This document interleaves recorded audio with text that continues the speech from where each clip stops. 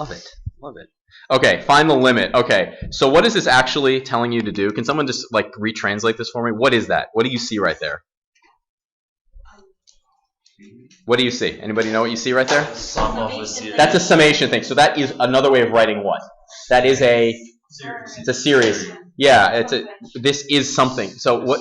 It's a summation of a series. It's a summation of a series. What's the quick way that we spent half of our life in calculus summing series?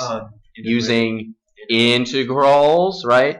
So this is an integral. Can anybody tell me what this integral is of? 0 to b. It's 0 to what? A letter. Okay, one and 0 to what? No, it's not 0 to n. No. No. If k goes from 1 to n, right? 0 to k. It's from 0. It's like the kids, like the answer is between 1 and 1, 2, 3, 4. No. Look. Take a look at what's going on here. K is going from 1 to n, right? So what's the biggest thing k can be? N. What's n over n? 1. So this is the integral of some function being integrated from 0 to 1. 1. What's the function? What's the function? 1 over n. Oh, wait. No. What's the function? Wait, is it plus or multiply? There. N over 1. N over 1. Divisions. What's the width right there? 1 over n, correct? Oh. Everybody's with me so far?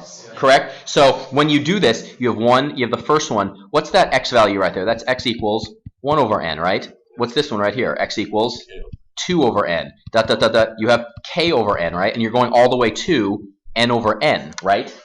So when you want to get the height right here, what do you plug into the function to get the height? 1 over n. What do you plug in to get the function, the height right here? 2 over n. Then 3 over n. Then what's the general? You're plugging in k over n, right? So I'll ask you again, what's the function that we're integrating? Yes. This is just the square root of x dx from 0 to 1. That's what this is right there. Look, when you break it up into n subdivisions, what do you plug in first? 1 over n. And then what do you plug in? 2 over n. And then what do you plug in? 3 over n. What? Look, when k is 1, it's 1 over n, right? Yes. When k is 2, it's 2 over n. When you're doing the Riemann sum, which is what this is, of this function, when you're trying to go from 0 to 1, and you divide it into n subdivisions, what's the width of each of these? It's a uniform width, right? What's the width? 1 over 1 over n. That correlates to the dx of this integral, right? The delta x is 1 over n. It is the width of each of these rectangles. What's the height of each of these rectangles? It's the x values plugged into the function. What is the x value? 1 over n, 2 over n, 3 over n. This is the right-hand Riemann summation. So the first one is 1 over n, 1 over n, then 2 over n, then 3 over n. But what's the function acting upon it? Square root. So all this is a fancy way of asking what's the integral from 0 to 1 of the square root of x dx. Why do both of them 1 over n? Again, I'll say it one more time. dx is, in this case, the 1 over n. It's the width of each of the rectangles. What is this? That is the square root of k over n. The square root of k over n is, the function is square root. How many rectangles do you have right here? N of them. Oh, so the... You're adding them all together. If we don't see that, how would we do this? Exactly. You have to see that. This is the basic introductory definition of an integral. You have to know where integrals come from. They come from, you first, remember when you did integrals as all limits of Riemann sums? And then you're like, man, this is terrible. And then you learn oh, look, it turns into this nice fundamental theorem of calculus thing, right? And then you can integrate all of a sudden. This right here this is how you did it first. You have to recognize this is this. I mean, look at these answers. They're super clean. There's got to be some super clean injection, right? So you do this integration, and what do you end up with? 2/3 x to the 3/2 from what to what? 0 to 1. I just integrated that, right? Yeah. So what's that going to be? Done. Yes. So on this one, it tells you that f prime is that, and f of 2 is 5. So this is an initial value problem. So you have a derivative, and it's asking you for the function. So what do you have to do on this thing? You're finding the antiderivative. You are integrating this thing, right? You're finding the indefinite integral. How do you go about doing the indefinite integral of this thing? Yeah. Well, it's 2 to x. I'm not asking what. Can you give me can be more general? I wanted that. Thank you. Use substitution. I'm just asking, what topic is this? What's the overall big topic here? So what does du equal? 6x squared dx, right? So what do we actually? So when we're doing this, so why is land school going up? We are integrating 12x squared sine of 2x cubed minus 16 dx. That's what we're trying to integrate, correct?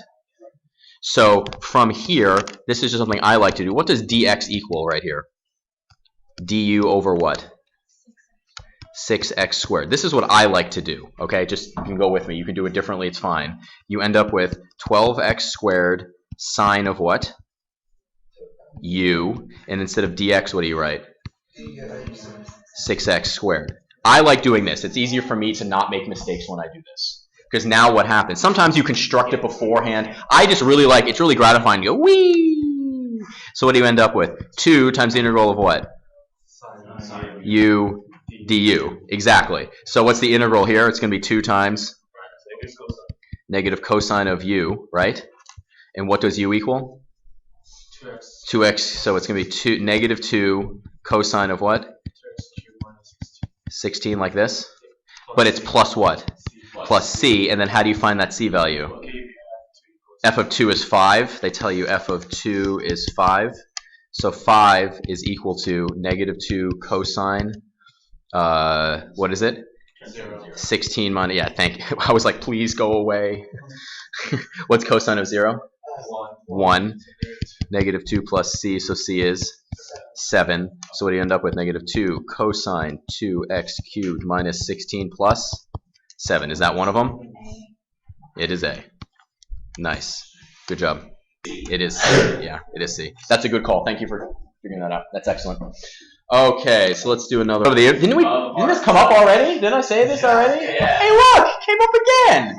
Nice. The slope of the normal line to that at x equals 0. What does normal mean? It should be Perpendicular at that point. A perpendicular tangent.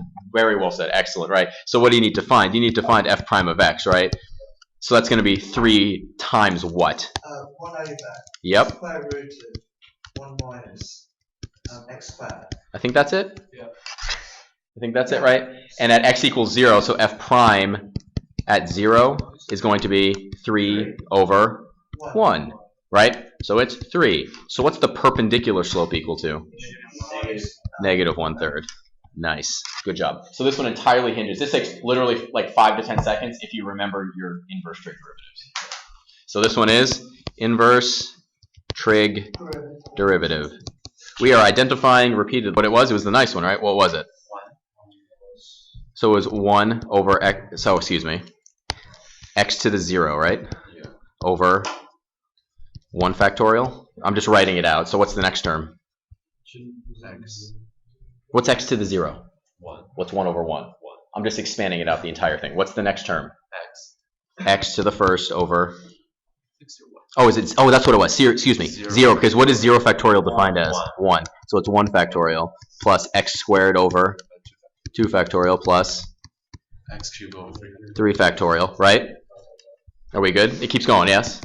So if we wanted e to the x squared, what is it? How do we find e to the x squared? Use x squared as x. Use x squared as x, right? So we have x, so we can just make this one 1, is that okay? So what do we have here? 1 plus x squared over 1 plus x to the 4th over 2 plus x to the 6th over 6, and it keeps going, right?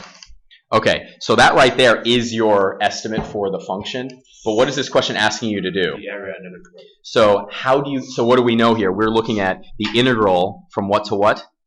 0 to 1 of e to the x squared dx. Now here's the thing, why can't we just integrate this thing?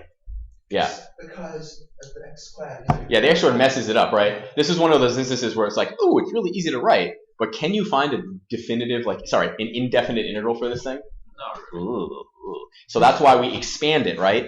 It says use which expression below represents the first 4 terms in the Maclaurin series approximation for the area. So what do we now know? What are the first 4? Was it first 4 terms? So what do we have the first 4 terms? Yeah. So what do we have here? So we could say we could just rewrite this as 0 to 1 of what instead? 1 plus x squared plus x to the 4th over 2 plus x to the 6th over 6 dx. We good so far? So now you just have to do this integration and then not make a mistake. Are there lots of, this is not a calculator one, right?